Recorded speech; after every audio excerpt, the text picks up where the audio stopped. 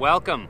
This is the fourth time I have sat down to film the Venture 5.2 low review. And because I have filmed this so many times, I am sitting down to start over again and give you guys a cohesive review from scratch. So these trucks are a long-time favorite of mine. I have switched between Ventures and Indies for the last 2 decades, and it's only been in the last year that I started riding Thunders all the time. So these are a very nostalgic truck that is close to my heart. They are a light, snappy, fun truck. And the major downside to these trucks is they don't turn. But if you're used to that, or if you ride tight trucks, you won't notice or care. Okay, the specs of these trucks. They are 8 inches wide.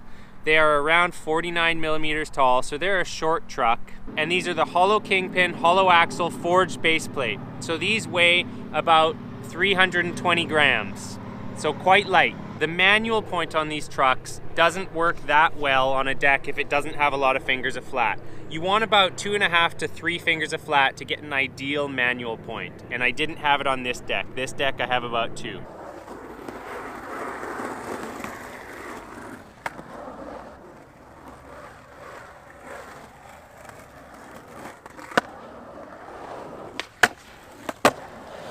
Still achievable, but I'm rolling up the windows a little. Okay, so next, believe it or not, I actually love these trucks on transition. But let me specify, I love them on mini ramp, not bowl. But because these are so low, it makes an 8-inch wide truck feel really stable. So I can always tell where I am on the coping. So even though I'm not turning well, once I get up onto that coping, I know exactly where I am.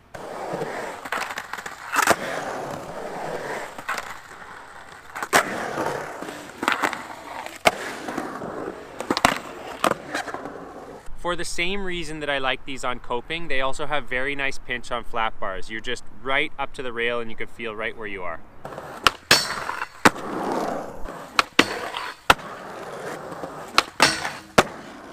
Okay, so Kingpin Clearance. There is none. It sucks. In fact, it's got the opposite of Kingpin Clearance. When you stare straight down them, you can actually see the Kingpin sticking up.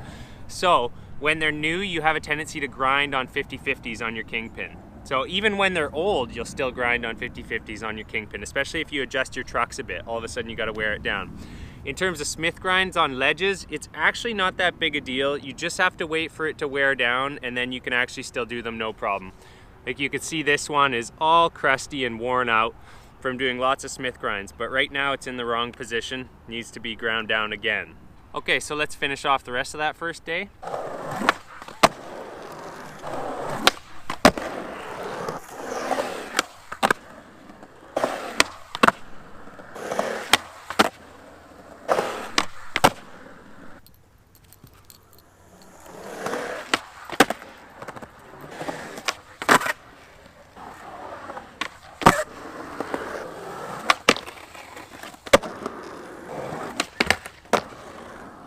Alright, somehow that didn't seem like quite enough skating, so let's have a little flat ground intermission.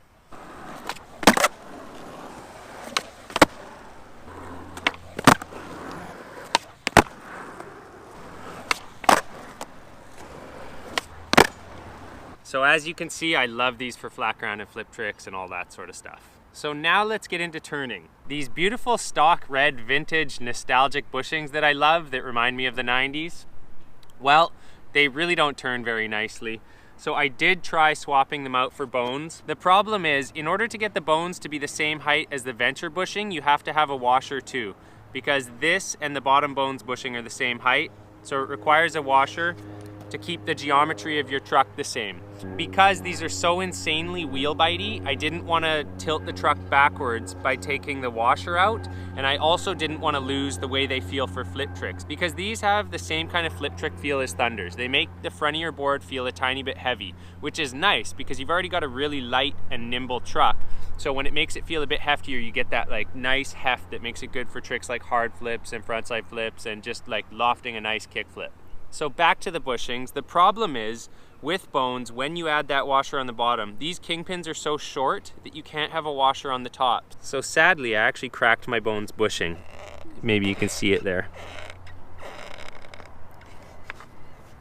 And that is disappointing because adding these was an improvement. While it didn't stop me from getting wheel bite or increase the arc of my turn, it just made it smoother and nicer feeling. So I'm gonna add these back and see if that was all in my imagination or if these really do suck that much. While I've got this off, check out this cool hanger. You can see it's missing a bunch of material right here. It's got a cool design there, and the bottom has a whole bunch of cool designs on it that I wanted to show you guys, and I did in my first intro that I filmed, but I'm keeping these on and not taking them off until this deck is done.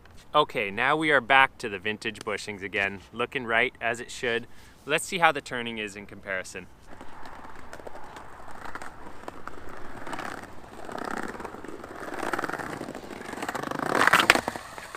So I was right, the bones do feel a little bit smoother, and I think that's because the bones are a barrel bushing shape, and these bottom ones are the sort of cylindrical one. And so the barrel bushing just makes your turning feel a little bit smoother.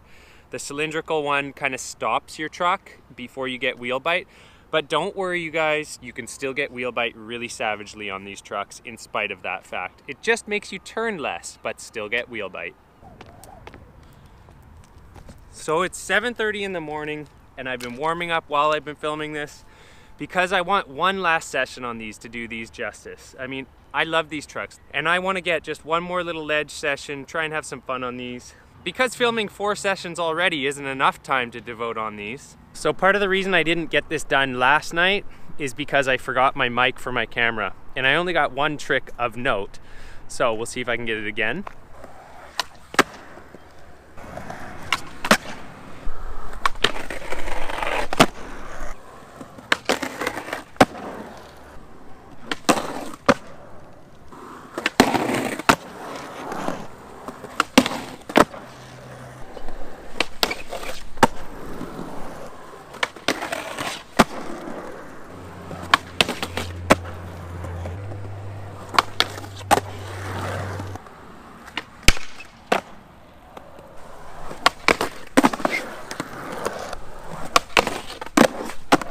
So I'm totally out of time. I've made a commitment to start trying to get to work by 9 a.m. Very ambitious of me. So I gotta end it there. But here's the one I landed last night with the stock GoPro footage. Now you know how bad the GoPro audio is, but at least I landed a clean one last night. So anyways, let's get into these trucks. The first time I wrapped up this review, I said, I don't know why anyone would actually ride these when you could ride Thunders and get all the same benefits and have a truck that turns a little bit better.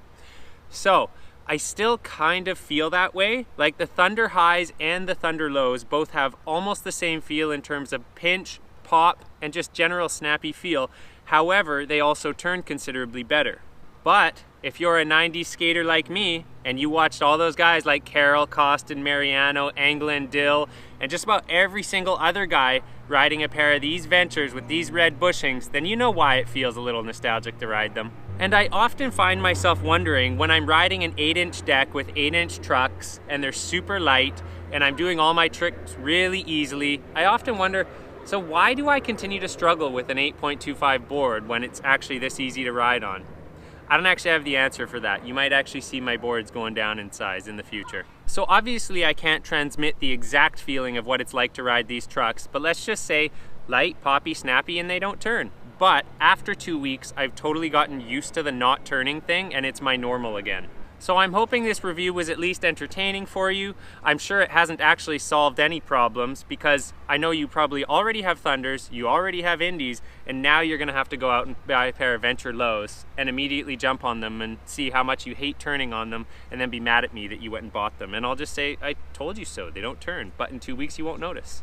So thanks for watching. I gotta get to work. I'm sure I'm probably late. Until the next time.